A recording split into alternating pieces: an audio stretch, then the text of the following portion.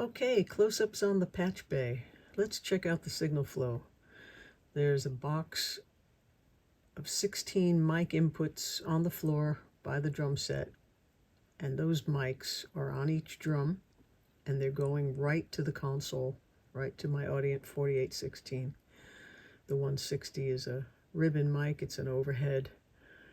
And PatchCAD, for some reason, this program that spits out these, decides to do different font sizes sometimes against my will, but what are you gonna do?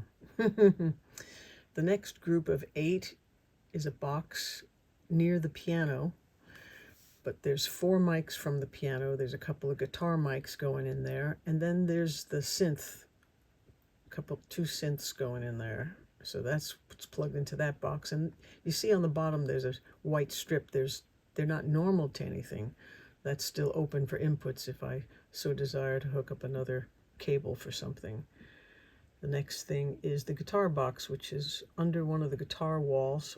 Also 8 inputs, so there's some preamps in there, there's some guitar mics on amplifiers, and it looks like, because it's on the top, that it's normal to those auxes in, but it isn't. It's just,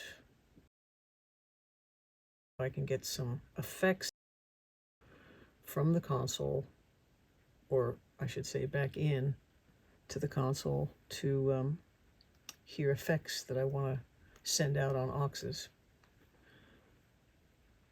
The next thing is mics 1 through 16, because they're going to an ART XLR patch bay underneath here, where I can plug in anything into the console instead of having to go behind the console like I used to do and unplug what was happening in the mic inputs 1 through 16 and put whatever other mics I want to put in there.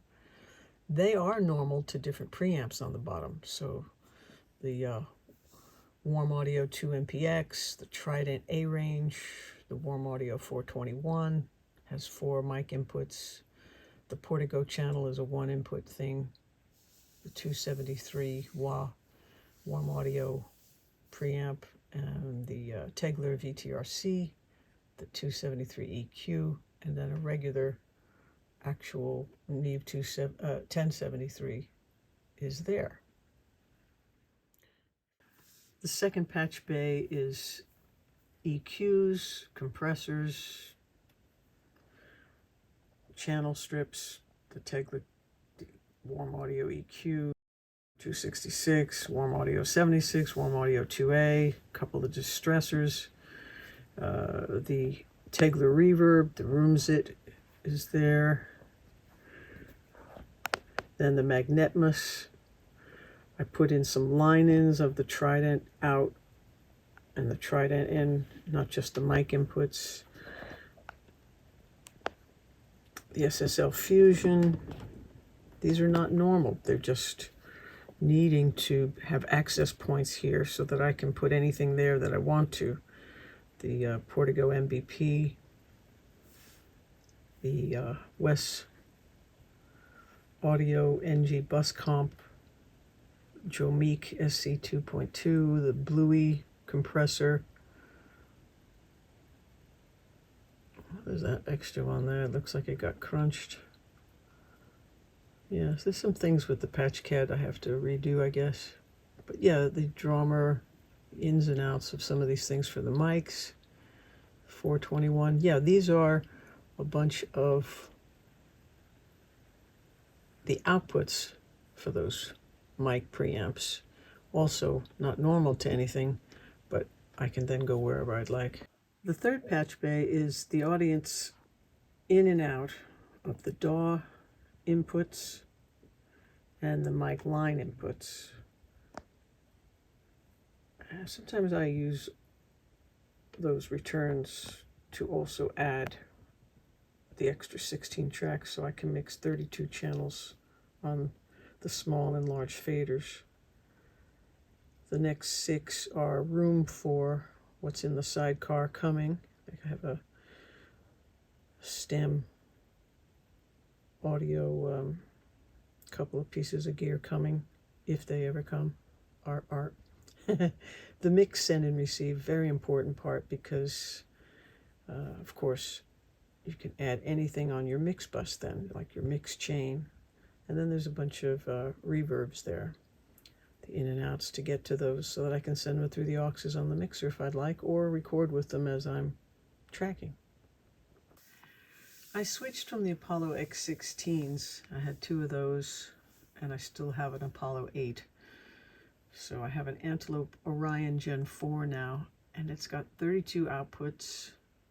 16 of them are going into the DAW ins on the mixer, and then the other 16 are going into the line ins, but I can return 32 if I want to.